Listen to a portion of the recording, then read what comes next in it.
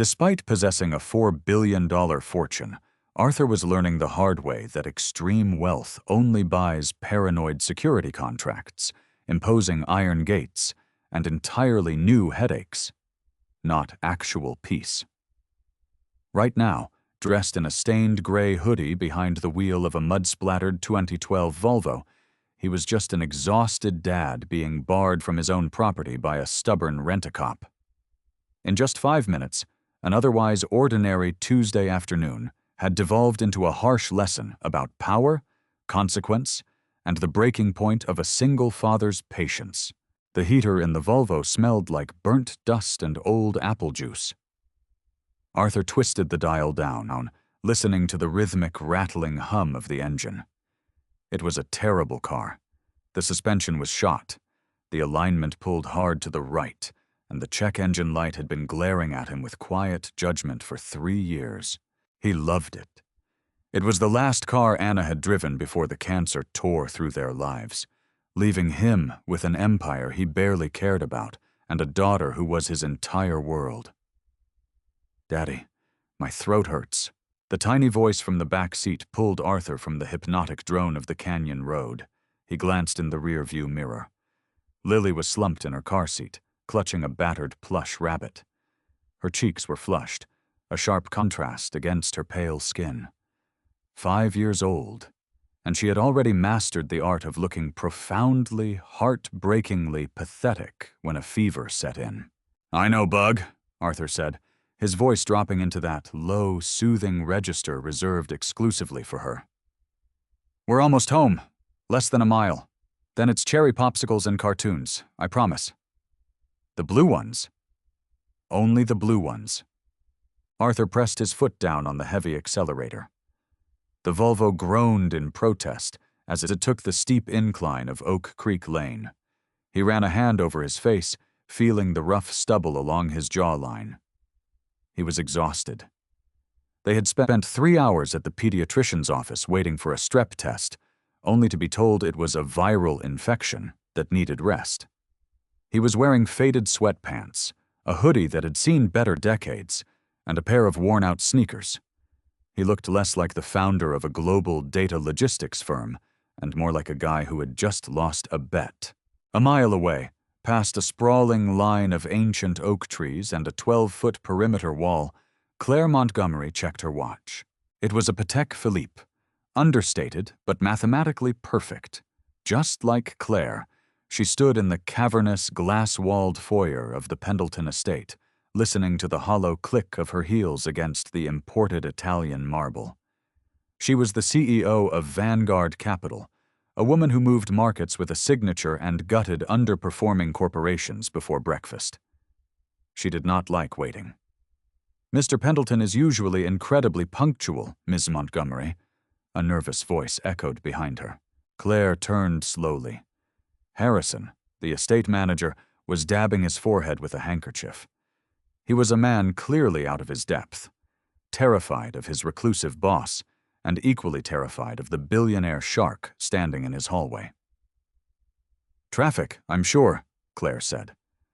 Her tone was polite, but the temperature in the room dropped 10 degrees. She walked over to the massive floor-to-ceiling windows overlooking the front drive. The estate was staggering. Not garish, like the tech bro mansions down in Silicon Valley, but imposing. Cold. It was built like a fortress. Claire was here to acquire a 40% stake in Arthur's proprietary neural network grid. It was a deal worth billions.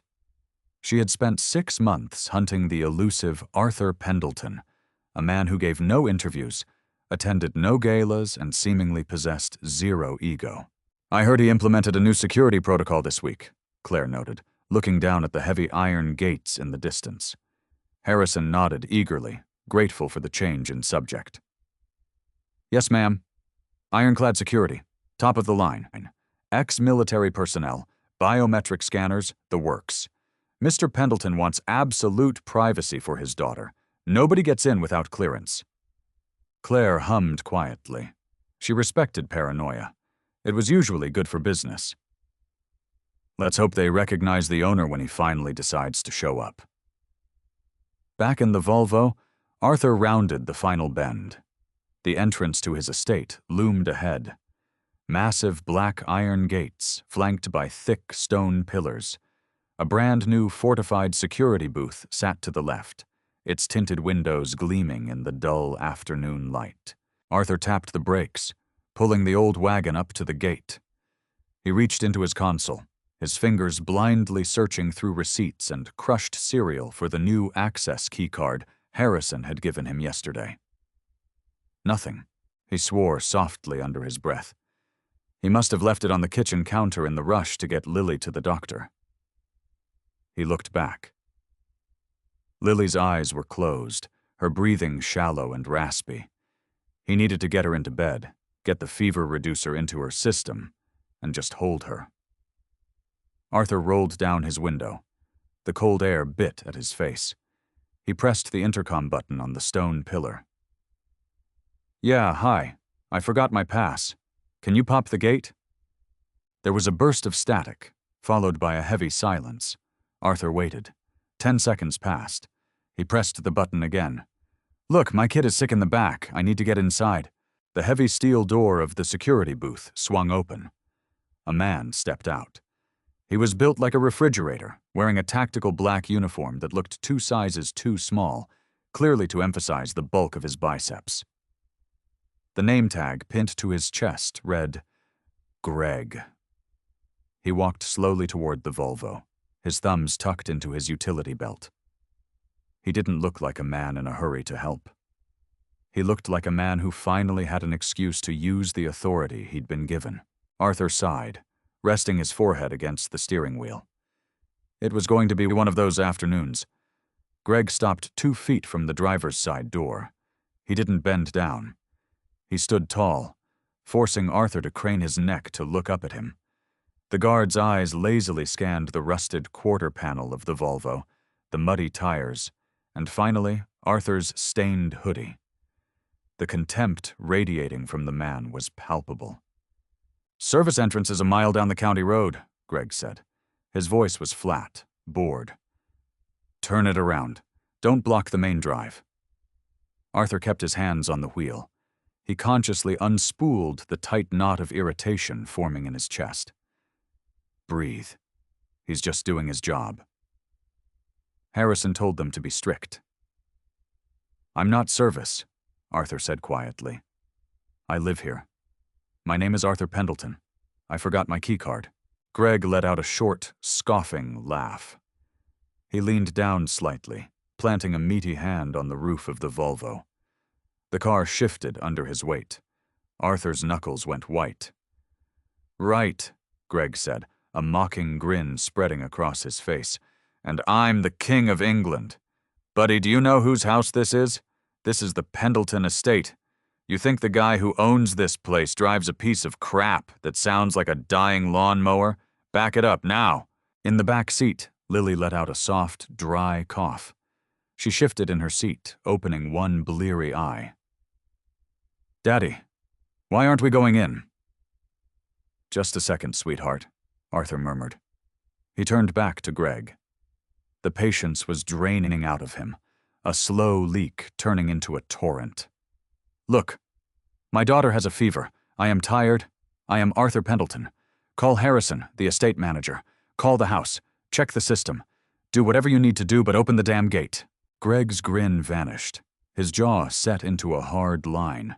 He clearly didn't like being given orders by a guy in sweatpants. He tapped his fingers loudly against the roof of the car. "Listen to me, you homeless-looking deadbeat," Greg sneered, dropping the professional facade entirely. "I don't know if you're trying to case the joint or if you took a wrong turn from the trailer park, but I'm not calling anyone. You have 10 seconds to put this junk heap in reverse and get off this private driveway before I pull you out of that window and physically remove you." Arthur stared at him. The sheer audacity of the threat hung in the cold air. Arthur had spent the last decade in boardrooms with the most cutthroat, vicious corporate predators on Earth. He had dismantled monopolies. He had bankrupted rivals who tried to hostile take over his firm. He knew intimidation. This rent-a-cop wasn't intimidating. He was a nuisance, and he was standing between a father and a sick child. "Remove your hand from my car," Arthur said. His voice didn't rise. It didn't waver. It dropped an octave, turning flat and absolute. It was the voice of a man who commanded an empire. Greg blinked, momentarily thrown off by the sudden shift in demeanor, but his ego quickly recovered. He slapped the roof of the car hard. Bang! Lily jumped in the back seat, letting out a sharp, frightened cry. Arthur's eyes went dark. The thin thread of his patience snapped, severing completely. "You're scaring my kid," Arthur said, unbuckling his seatbelt. "I'm going to do a lot worse than that if you don't move," Greg barked, stepping back and resting his hand on the baton at his belt. "This is your last warning." Inside the mansion, Claire watched the scene through the massive windows. The distance was too far to hear the words, but the body language was screaming. The guard leaning over the old car, the aggressive slap on the roof. "Harrison," Claire said, her voice slicing through the quiet foyer. Harrison hurried over. "Yes, Miss Montgomery?" "Is there a situation at the gate?" She pointed a perfectly manicured finger toward the glass. Harrison squinted. His face drained of all color in a matter of seconds. "Oh, dear God." "Who is in the car?" Claire asked, her eyes narrowing as she watched the driver's side door open. Harrison didn't answer. He was already running. He bolted toward the heavy mahogany front doors, nearly tripping over the threshold as he sprinted out onto the stone driveway. Claire watched him go, intrigued. She slowly buttoned her tailored blazer and followed at a measured, elegant pace. She had a feeling this was going to be highly educational. Down at the gate, Arthur stepped out of the Volvo. He wasn't a physically massive man, but there was a sudden, violent gravity to him. He didn't look at the gate. He didn't look at the booth.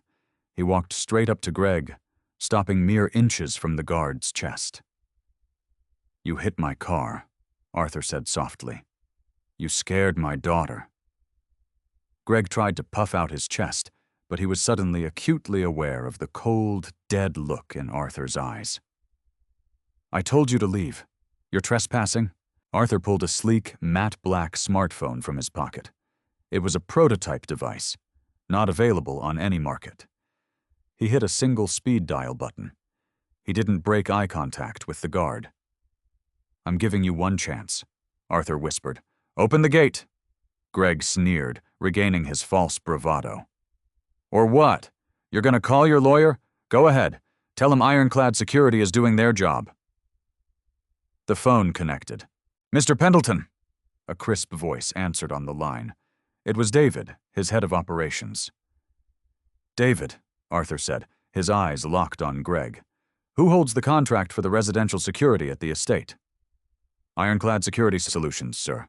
We signed a 2-year retainer on Tuesday. Is there an issue?" "Cancel it." There was a 2-second pause. "Sir, there's an ironclad, pardon the pun, termination clause. If we break it without a review board, we owe them the full payout of $4.2 million. "I don't care if it costs $40 million, Arthur said smoothly. "Wire them the breach penalty. Send the termination notice right now, effective immediately. Block their credentials in the mainframe. I want them off my property in 10 minutes. Greg's smirk faltered. He looked at the phone, then back at Arthur. A tiny flicker of doubt began to gnaw at the edges of his confidence. "Hey, man, what kind of scam are you pulling?" Arthur ended the call. He slipped the phone back into his pocket. "It's not a scam, Greg," Arthur said, reading the name tag. "You don't work here anymore." Footsteps slapped hard against the pavement. Harrison came sprinting down the driveway, completely winded, his tie flapping over his shoulder. He looked like he was about to have a heart attack. "Open the gate!" Harrison screamed, waving his arms frantically at the booth. Inside the security booth, a second guard saw the estate manager screaming and hit the release button. The massive iron gates groaned, slowly sliding open on their tracks. Harrison skidded to a halt next to Arthur, gasping for air. "Mr. Pendleton, I am so incredibly sorry. The new team..." They didn't have your photo on file yet. They were strictly instructed. Greg went rigid. The blood drained from his face so fast he looked translucent. He stared at Harrison, then slowly, agonizingly, turned his eyes back to the man in the dirty sweatpants. Mr. Pendleton? Greg choked out. Arthur ignored him entirely. He turned to Harrison. Harrison, are these men armed? No, sir. Observe and report only. Batons and pepper spray. Good. Because if he had a gun on his hip when he threatened me in front of my daughter, we would be having a very different conversation. Arthur's voice was devoid of anger now. It was purely administrative. Cold, efficient, and utterly lethal. Their contract is void. Escort them off the premises. If they resist, call the state police and have them arrested for trespassing. Wait, sir!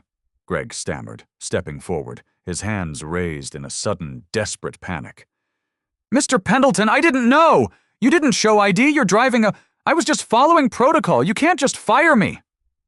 I didn't fire you, Arthur said, walking back toward the Volvo. I fired your entire company. I'm sure your boss will have some questions for you when the cancellation notice hits his desk. Please, man. I got a mortgage. I got a kid. Arthur paused with his hand on the door handle. He looked back at Greg. So do I, Arthur said. And mine is sick. And you slapped the roof of her car and told me you were going to pull me through a window. Protocol is asking for a name and verifying it. What you did was an ego trip. You picked the wrong day. You picked the wrong car. Arthur opened the door and slid into the driver's seat. As he turned the key, a shadow fell across the hood of the car. Claire Montgomery stood near the edge of the open gate, her hands tucked neatly into the pockets of her trousers. She had watched the entire exchange. She looked at the panicked, hyperventilating guard, the terrified estate manager, and finally, at the man behind the wheel of the beat-up Volvo. Arthur met her gaze through the muddy windshield. He recognized her immediately. The sharp features, the predatory calm. Claire Montgomery, the billionaire who wanted half his kingdom. He didn't smile. He didn't look embarrassed by his car or his clothes. He simply gave her a curt nod, put the car in drive, and drove past her, the Volvo rattling as it rolled up the pristine, tree-lined driveway toward the mansion. Claire watched the taillights fade. A slow, genuine smile spread across her face. She had spent months reading psychological profiles on Arthur Pendleton. They called him a ghost. They called him a soft-spoken nerd who got lucky with an algorithm. They wondered if he had the teeth required to survive a Vanguard Capital merger. She looked over at Greg, who had sunk to his knees, burying his face in his hands, as Harrison barked orders at him to pack his gear. Soft-spoken, Claire thought, chuckling quietly to herself as she turned to walk back up to the house. Right. The man just torched a $4 million contract without raising his voice, all because someone woke up his daughter. She checked her Patek Philippe. The meeting was supposed to start in 10 minutes. For the first time in her career, Claire Montgomery wasn't going to mind waiting. She needed to revise her negotiation strategy. She had come to bully a tech geek into handing over his equity. Now she knew she was walking into a room with a wolf.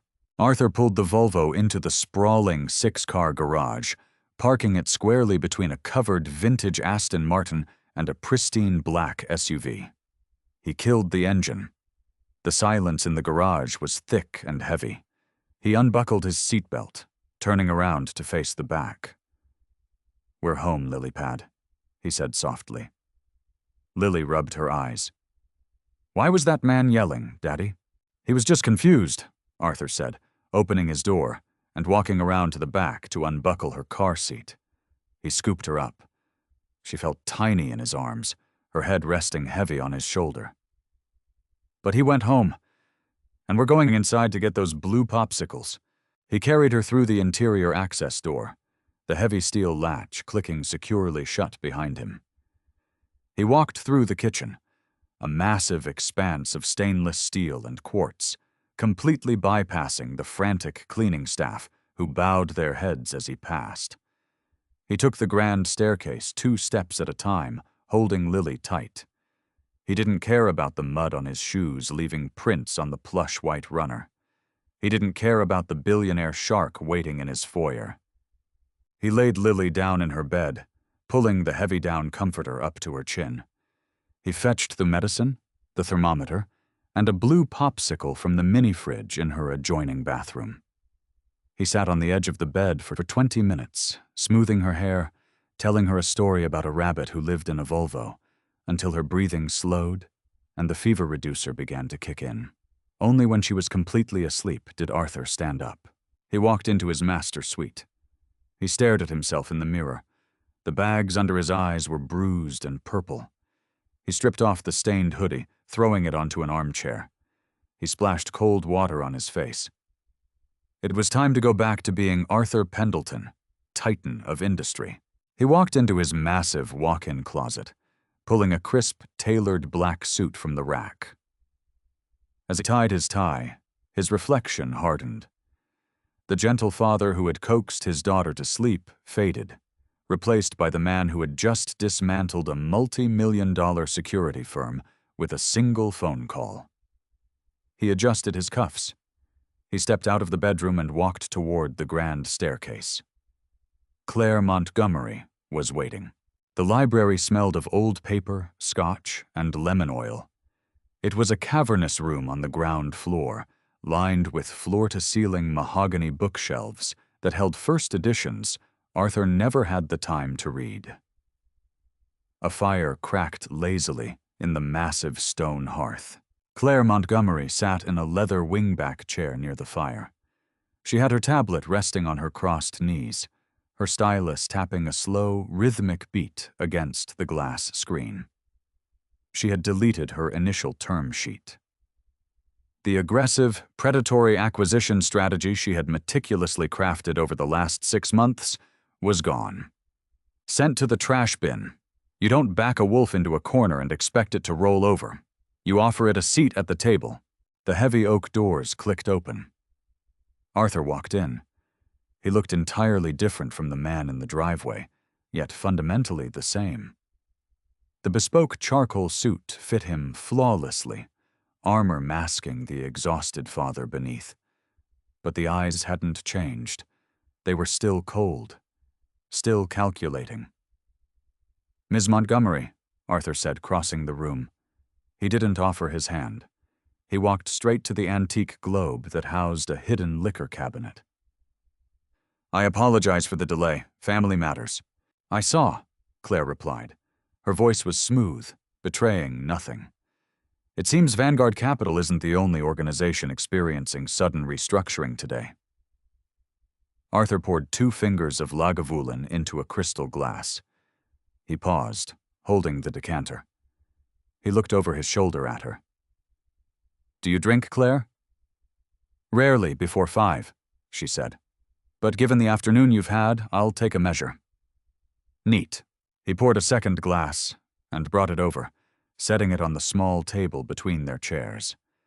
He sat down opposite her, sinking into the leather. For a long moment, neither of them spoke. The fire popped. The ice in Arthur's glass shifted with a sharp clink. Claire took a sip. The scotch burned going down, leaving a trail of smoke in her throat. She set the glass down and locked eyes with him. "You voided a $4 million contract because a guard touched your car?" Claire said. "It wasn't a question. It was an observation. He touched my car. He threatened me physically, and he terrified a sick 5-year-old child," Arthur corrected softly. "The money is irrelevant. The breach of trust is absolute. I don't pay people to wield authority they haven't earned. I pay them to protect what's mine." A harsh lesson for the security firm. A necessary one. Arthur leaned back, crossing his legs. "But you didn't fly 3,000 miles to discuss my perimeter defense. You came for the neural net grid." Claire smiled. A thin, dangerous curve of the lips. "I did. Vanguard Capital is prepared to offer you $4.2 billion for a 40% equity stake. We want exclusive licensing rights for the predictive modeling algorithm. We scale it, we market it to the defense sector and global logistics grids, and we both walk away richer than small nations." Arthur took a slow sip of his scotch. He didn't blink at the number. 4 billion. It was a sum that could buy islands, topple governments, and alter the course of generations. "No," Arthur said. Claire didn't flinch. She had expected resistance. 4.5, and I keep Vanguard out of your day-to-day operations. You retain technical control. We just want the keys to the commercialization." "It's not a negotiation on price, Claire," Arthur said. He set his glass down. He leaned forward, resting his elbows on his knees, stripping away the polite detachment of the billionaire. "You don't understand what the grid is. You look at it, and you see a supply chain optimizer. You see a way to move cargo ships 3% faster across the Pacific. You see defense contracts predicting troop movements." "That's exactly what it is," Claire countered, her tone sharpening. "It's the most advanced predictive learning model on the planet. Your beta tests mapped out global shipping delays a week before the Suez Canal blockage. It's precognition disguised as math." "It's a byproduct," Arthur said. Claire frowned. "A byproduct of what?" "Of keeping someone alive." The room went entirely still. The crackle of the fire seemed to dull. Claire looked at Arthur, really looked at him, and saw the jagged edges of a grief he kept locked behind iron gates and $4 million security contracts. "My wife Anna," Arthur began, his voice dropping into a flat, clinical register. It was the only way he could talk about it without fracturing. "She was diagnosed with a highly aggressive neuroendocrine tumor 4 years ago. The doctors were reactive. They treated symptoms as they appeared. A fever spiked, they gave antibiotics. Tumors grew, they radiated. They were always 2 steps behind the cancer." He stood up and walked toward the massive window overlooking the back gardens. The sky was turning a bruised purple as the afternoon bled into dusk. "I have unlimited resources," Arthur said to the glass. "I bought the best oncologists. I built a private lab. And I realized the medical industry is fundamentally flawed. It looks backward. So I wrote an algorithm. I fed it Anna's daily vitals, cellular degradation rates, blood oxygen, genetic markers, millions of data points a day. I wanted a machine that could predict what the cancer would do before the cancer even knew it was going to do it." Claire sat in silence. The scotch sat forgotten on the table. The ruthless, cynical corporate raider within her was suddenly confronted with a stark, brutal reality. She dealt in hostile takeovers. She dealt in margins. She didn't deal in this. "Did it work?" she asked quietly. "Yes," Arthur said. He turned around to face her. "It worked perfectly. It mapped the cellular mutation pathways with a 99% accuracy rate. It told the doctors exactly where the tumors would metastasize 3 weeks before they showed up on a PET scan." "Then why?" Claire trailed off, not wanting to cross a line she couldn't retreat from. "Because knowing the future doesn't mean you can change it," Arthur said brutally. "The algorithm told us she was going to die. It gave us the exact day her organs would fail, and it was right, to the hour." He walked back to his chair and sat down heavily. "The logistics model you want to buy?" Arthur continued. "The one mapping global supply chains? That's just a stripped-down, sanitized version of the medical core. I repurposed it to generate capital so I could keep funding the primary research. The true neural network is currently analyzing pediatric viral mutations. It's mapping autoimmune disorders. I am giving it away to research hospitals in Geneva, Boston, and Tokyo for free." Claire leaned back, staring at him. "You're sitting on the most lucrative piece of software in human history, and you're treating it like an open-source charity project." "I don't need your $4 billion, Claire. I already have $4 billion. It didn't save my wife. It doesn't cure my daughter's strep throat. Money is just insulation. If you don't care about the money, then let Vanguard monetize the commercial applications." Claire pushed, finding her footing again. Business. She understood business. Let us take the logistics model to the Defense Department. We take the profit, we give you your cut, and you can funnel those billions right back into your medical research. We handle the bureaucracy. You save the world. Everybody wins." Arthur smiled. It was a cold, humorless thing. Vanguard's primary investor is the Tyrell Group. Tyrell manufactures heavy munitions.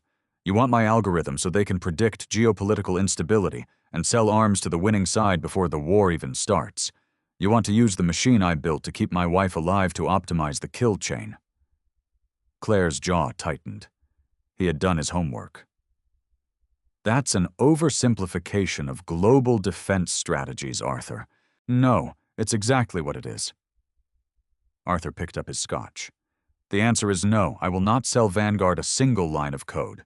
Not for $4 billion, not for $40 billion. You have no leverage here. You have nothing I want, and I am entirely immune to your threats. Claire stared at him. She was furious, but beneath the anger, there was a profound, reluctant respect. He wasn't negotiating. He was stating facts. He had built a fortress around his daughter, and he had built an ideological fortress around his work. She stood up. She smoothed the front of her blazer. "You're a brilliant man, Arthur, but you're naive," Claire said, her voice dropping into a low, hard cadence. "You think you can hide behind these gates? You think you can build a god machine and keep it out of the hands of people who want to weaponize it? You can't. If Vanguard doesn't buy it, someone else will steal it. The government will subpoena it under national security laws. You are making yourself a target." "Let them try," Arthur said quietly. "I'm offering you a partnership." Claire stepped closer, resting her hands on the back of the leather chair. "I can protect you from the wolves. I am the biggest wolf out there.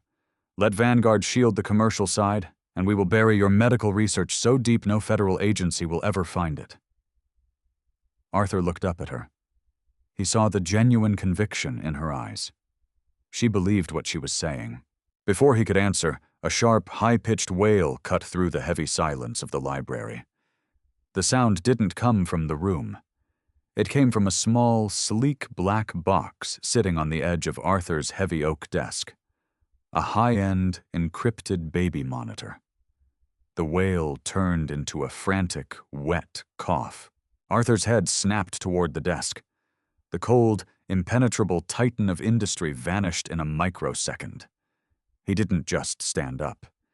He launched himself out of the chair, his scotch glass tipping over and spilling amber liquid across the antique rug. "Daddy!" The voice through the monitor was shrill, laced with pure panic. "Daddy, it hurts!" "Lily!" Arthur choked out. He didn't look at Claire. He didn't excuse himself. He sprinted for the heavy oak doors, throwing them open with enough force that one slammed backward into the wall, cracking the plaster. The sound echoed down the massive marble hallway. Claire was left standing alone in the library. She looked at the spilled scotch seeping into the wool rug. She looked at the open door. For a woman who controlled a global financial empire, she suddenly felt entirely irrelevant. She slowly picked up her tablet. She didn't leave. Something rooted her to the spot. A morbid curiosity, or perhaps a sudden, stark realization of her own hollow existence. She had spent her entire adult life optimizing profit margins, cutting out the weak, avoiding entanglements. She had no husband, no children. Her legacy was a bank account and a string of gutted corporations. She walked over to the desk and looked down at the black monitor. She could hear Arthur's footsteps taking the stairs 2 at a time. Then, a door opening. "I'm here, Bug. Daddy's here." Arthur's voice came through the speaker. It was out of breath. It was trembling. "I threw up," Lily cried. "I'm cold." I know, it's okay. Let's get these wet sheets off." The sound of fabric rustling. "I've got you. I'm right here." Claire stood in the silent, imposing library of the billionaire's mansion, listening to a man worth $4 billion coax a terrified 5-year-old through a fever spike. "My tummy hurts," Lily whimpered. "I know, baby. The fever reducer is wearing off. We're going to take a cool bath. Just you and me.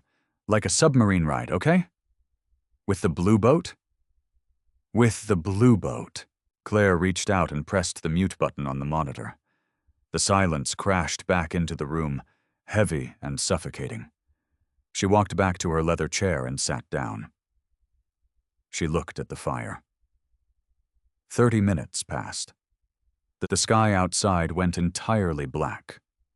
The perimeter lights of the estate snapped on, casting long, harsh shadows across the manicured lawns. Claire didn't move. She waited. Finally, the floorboards in the hall creaked. Arthur walked back into the library. He had stripped off the bespoke suit jacket. His tie was gone. The top 3 buttons of his crisp white shirt were undone, and the sleeves were rolled up past his elbows. The right sleeve was damp. There was a faint smear of baby toothpaste on his collar. He looked utterly exhausted.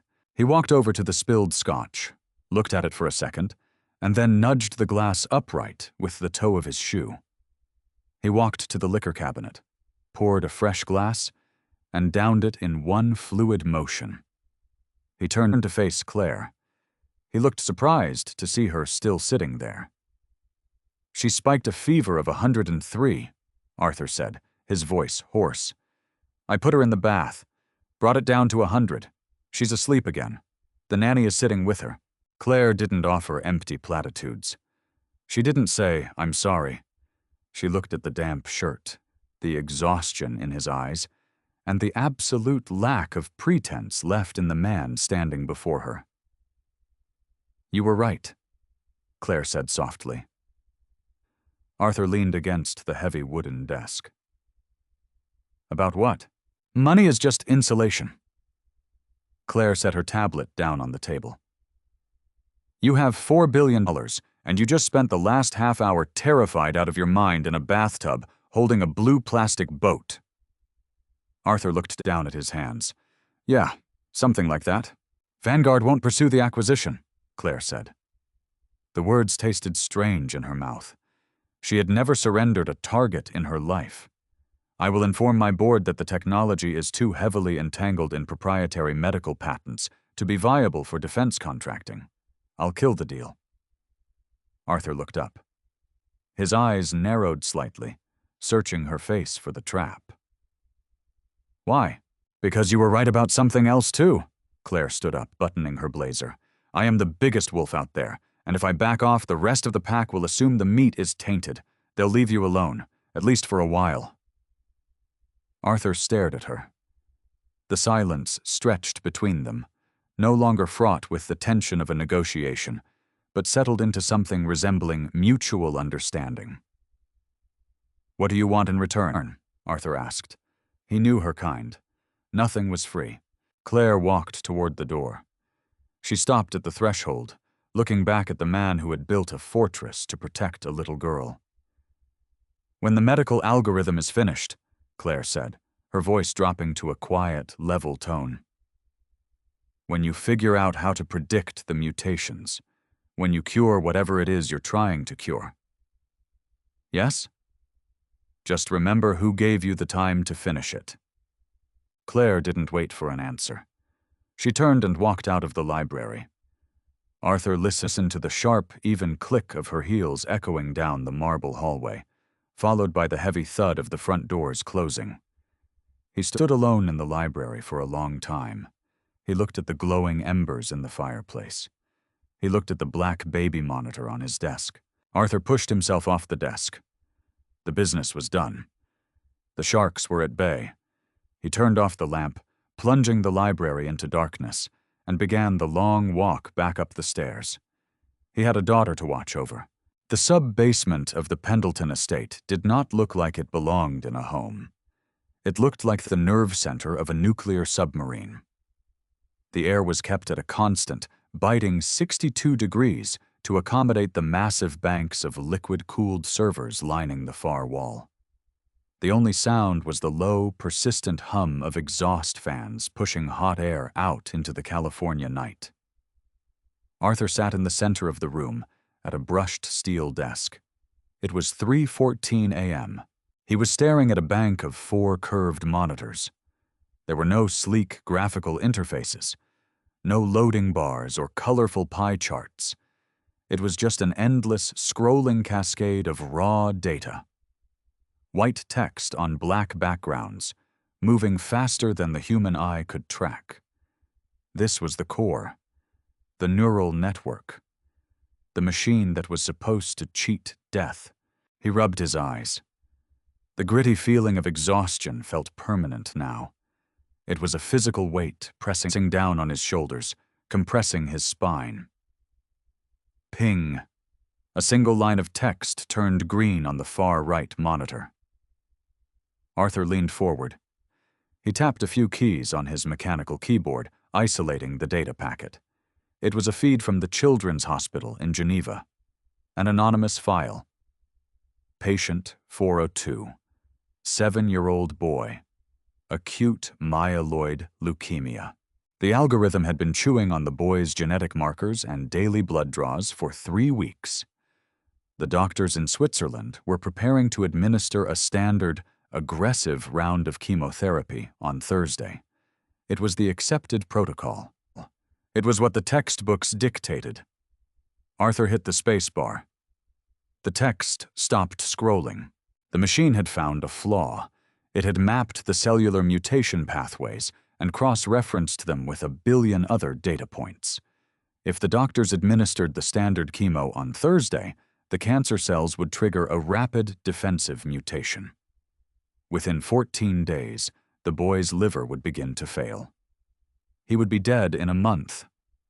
But the machine didn't just predict the failure. It offered the pivot. Arthur read the output. The algorithm suggested a delay. Wait exactly 8 days.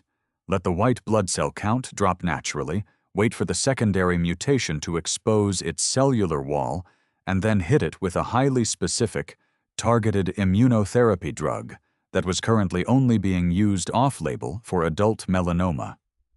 It was a 94% probability of total remission.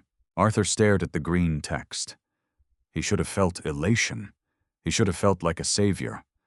A 7-year-old boy in Switzerland was going to live because of the server banks humming in a California basement. Instead, Arthur felt a suffocating, hollow ache in his chest. He reached out and traced the edge of the monitor with his index finger. "Why couldn't you do it for her?" he whispered to the empty room. The machine didn't answer.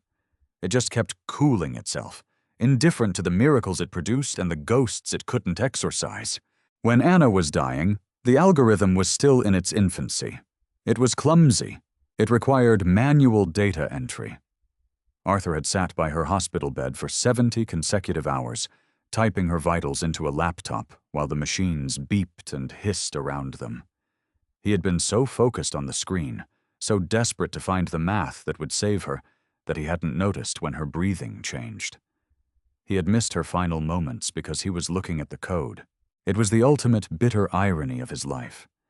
He had built a god machine to save his wife, and it had stolen his last goodbye. Arthur pushed his chair back. The wheels scraped loudly against the concrete floor. He stood up, stretching his back until it popped. He hit a command on the keyboard, packaging the predictive model and encrypting it. He routed it through a secure VPN and sent it directly to the lead oncologist's private inbox in Geneva. No name attached, no explanation, just the math. They would verify it, see the logic, and change the protocol. They always did. He left the server room, pulling the heavy steel door shut behind him. The lock engaged with a solid, definitive thud. He walked up the 2 flights of stairs, passing the dark, silent rooms of the massive estate. It was a mausoleum of wealth, imported rugs he never looked at, art pieces he didn't understand. He finally reached the 2nd floor and walked quietly down the hall to Lily's room. The door was cracked open. The soft, amber glow of a nightlight cast long shadows across the floor. Arthur pushed the door open an inch. Lily was sound asleep. The heavy breathing from the afternoon had vanished, replaced by the slow, rhythmic rise and fall of a child deep in recovery. The fever had broken completely. The blue plastic big boat was sitting on her nightstand, right next to the empty popsicle stick. Arthur stood in the doorway for a long time. He didn't go in. He just watched her breathe. He thought about the security guard at the gate. Greg. Arthur closed his eyes, resting his forehead against the cool wood of the doorframe.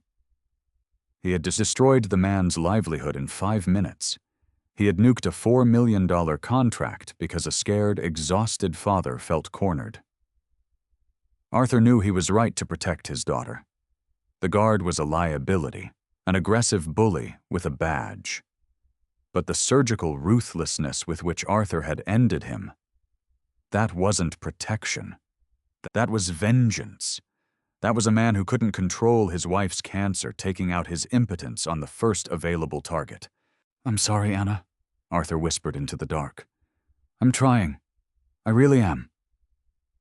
He quietly pulled the door shut and walked toward his own bedroom. He needed to sleep. Tomorrow the sun would come up, the world would keep spinning, and he would still be a single father trying to figure out how to raise a daughter in a fortress. 3,000 miles away, the sun was already up over Manhattan. The boardroom of Vanguard Capital was perched on the 68th floor of a glass tower in Midtown. It smelled of ozone, expensive coffee, and impending violence.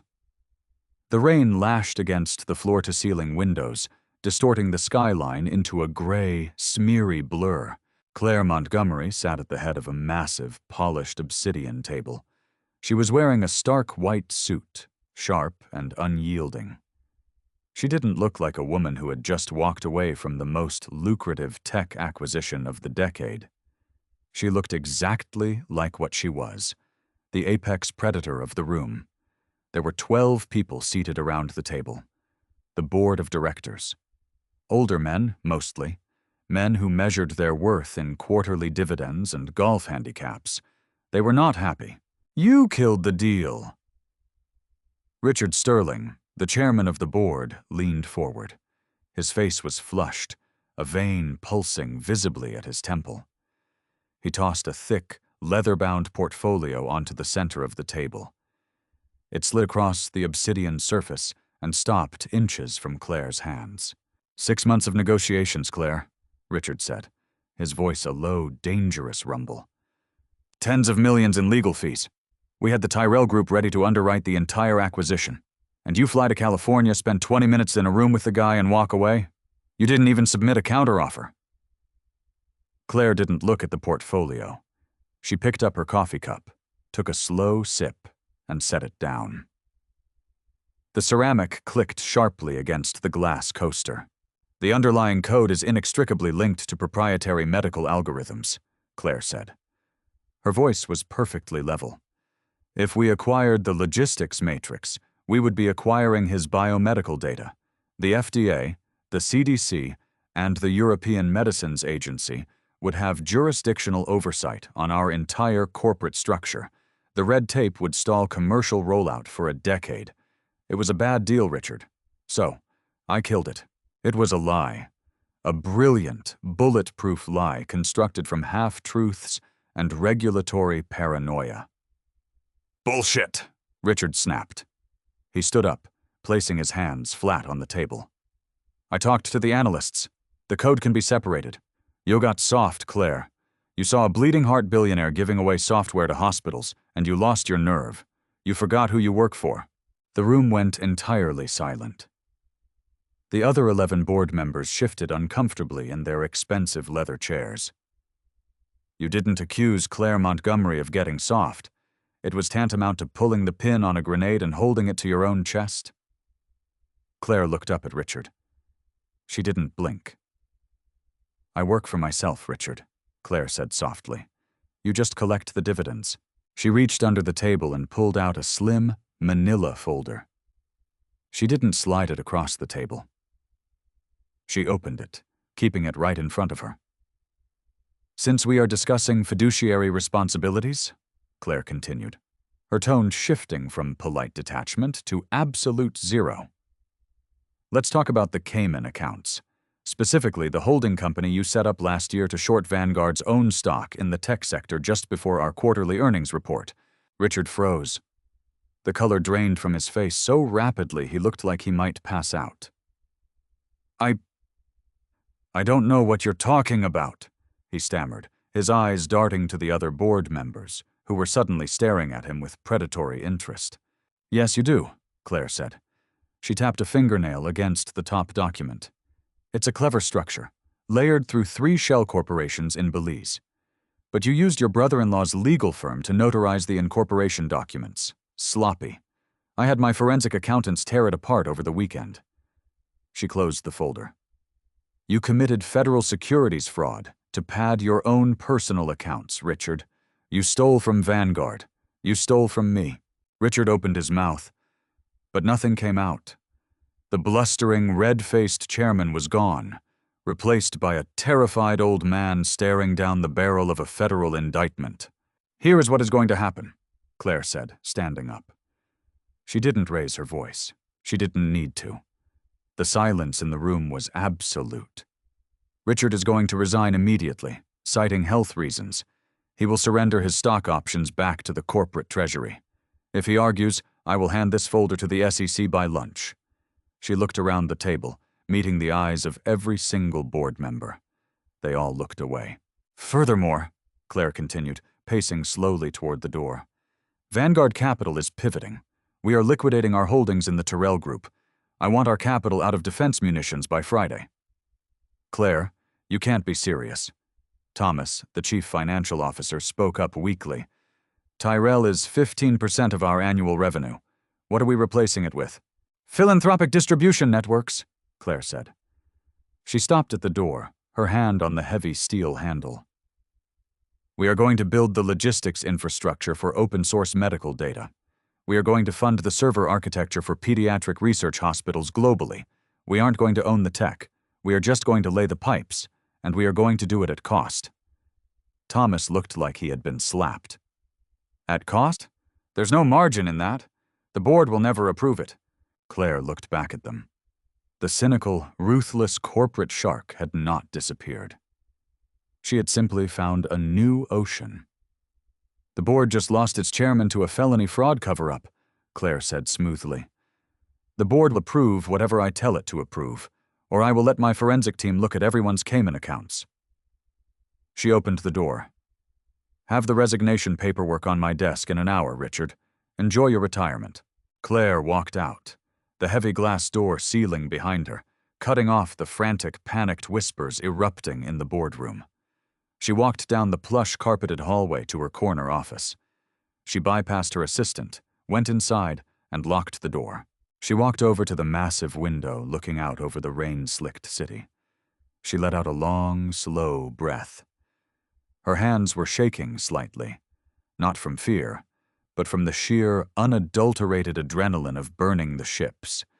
She had just blown $1 billion hole in Vanguard's revenue stream. She walked to her desk, picked up her secure phone, and dialed a number. It rang twice. Pendleton?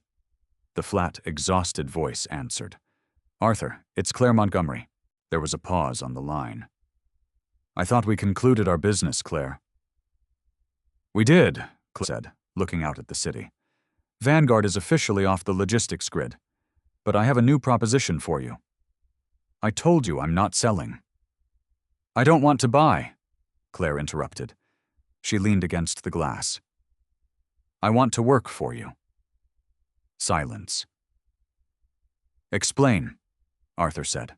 You're a brilliant coder, Arthur, but you're a terrible administrator. You're sitting in a basement emailing encrypted files to hospitals like a rogue hacker. You have no distribution network. You have no legal shield. If one hospital misinterprets your algorithm and a patient dies, you will be sued into oblivion, and the FDA will shut down your servers permanently. Arthur didn't argue. He knew she was right. I just gutted my own board of directors, Claire continued. I freed up a massive infrastructure apparatus. Vanguard will set up a non-profit shell corporation. We will handle the legal liability, the server distribution, the data encryption, and the red tape. We will build the highway for your machine. You just keep writing the code. And what is Vanguard's cut? Arthur asked. The cynicism was heavy in his voice. 0, Claire said. We take the tax write-off for the operational costs. I retain my position as CEO, but the tech remains yours, free and clear. Arthur was silent for a long time. Claire could hear the faint sound of a child laughing in the background of the call. Why are you doing this, Claire? Arthur asked quietly. Claire looked at her reflection in the dark glass. She saw the tailored suit, the perfect hair, the utter lack of warmth. Because I've spent 20 years tearing things down, Claire said. I want to see what happens when I help build something that actually matters. It took 3 weeks. The Pendleton estate looked different in the morning light. The oppressive, fortress-like gloom seemed to have lifted. The heavy iron gates were still there, but the security booth was manned by a new team. They didn't wear tactical gear. They wore standard blazers. They smiled. They checked IDs with quiet, polite efficiency. Arthur was in the kitchen. It was a disaster. There was flour on the pristine quartz island. A puddle of milk was slowly making its way toward the edge of the counter. The smell of slightly burnt butter filled the air. "Flip it now, Daddy!" Lily yelled, bouncing on her stool. She was wearing mismatched pajamas and a pair of oversized sunglasses she had found in a drawer. The pale, sickly child from 3 weeks ago was gone. She was pure, unfiltered chaos. Arthur slid the spatula under the misshapen lump of batter and flipped it. It landed with a wet smack, splattering batter onto his gray t-shirt. "Nailed it," Arthur said deadpan. Lily giggled, throwing a blueberry at him. It bounced off his chest and rolled across the floor. The kitchen door swung open. David, Arthur's head of operations, walked in. He looked at the flour, the milk, and the billionaire covered in pancake batter. He didn't blink. He was used to it by now. "Morning, boss," David said, setting a thick stack of legal documents on the clear corner of the island. "Morning, David," Arthur said, sliding the burnt pancake onto a plate and handing it to Lily. "Tell me we're done." "We're done," David confirmed, tapping the documents. "The Vanguard nonprofit shell is fully operational. Claire Montgomery's team moved faster than anything I've ever seen. They have legal agreements signed with 72 research hospitals across 14 countries. The servers are securely linked. The liability waivers are ironclad. The algorithm is officially out of your basement and into the world." Arthur stared at the stack of papers. The immense weight that he had been carrying for 4 years, the desperate, manic need to fix the world from his basement, suddenly shifted. He didn't have to carry it alone anymore. "Did she leave any backdoors in the contracts?" Arthur asked, a lingering trace of paranoia surfacing. David shook his head. "None. I had 3 independent law firms review it. She gave you exactly what she promised. A bulletproof distribution network at 0 cost. It's almost frightening how efficient she is." "Sharks usually are," Arthur murmured. He picked up a pen, wiped a smudge of flour off his hand, and signed the top page. It was done. The ghost in the machine was finally free to do its work. Arthur had built it. Claire was driving it. Anna's legacy wasn't going to be a tragedy. It was going to be a shield for thousands of other families. "Dad, I need syrup." Arthur looked down. Lily was holding her plate up, the burnt pancake looking tragic and lonely. "Right. Syrup," Arthur said. He tossed the pen onto the counter. He looked at David. "Take the rest of the day off, David. Take the weekend." David looked surprised. "Sir, the quarterly reports?" "They can wait," Arthur said. He scooped Lily off the stool, holding her on his hip. "I'm going out." 10 minutes later, the heavy wooden doors of the 6-car garage opened. Arthur walked past the covered vintage Aston Martin. He walked past the pristine black SUV. He walked straight to the mud-splattered 2012 Volvo. He buckled Lily into her car seat. He climbed into the driver's seat. He turned the key. The engine rattled, groaned, and finally settled into its familiar, terrible hum. The check engine light glared at him. He loved this car. Arthur put it in drive and rolled out of the garage. He drove down the long, sweeping driveway lined with ancient oaks. As he approached the main gates, he didn't reach for his keycard. He didn't need to. The new guard in the booth saw the Volvo approaching. He didn't step out. He didn't slap the hood. He simply pressed a button, gave a polite wave, and the massive iron gates slid silently open. Arthur drove through. They turned onto the county road, leaving the imposing walls of the Pendleton estate behind them. The sun was bright, cutting through the morning haze. The air rushing through the cracked window smelled of pine and damp earth. "Where are we going, Daddy?" Lily asked, kicking her feet against the back of his seat. Arthur looked in the rearview mirror. He looked at his daughter. Her eyes were bright. Her cheeks were flush with life, not fever. He thought about the basement. He thought about the code scrolling endlessly on the black screens. He thought about the $4 billion sitting in accounts he never checked. None of it mattered.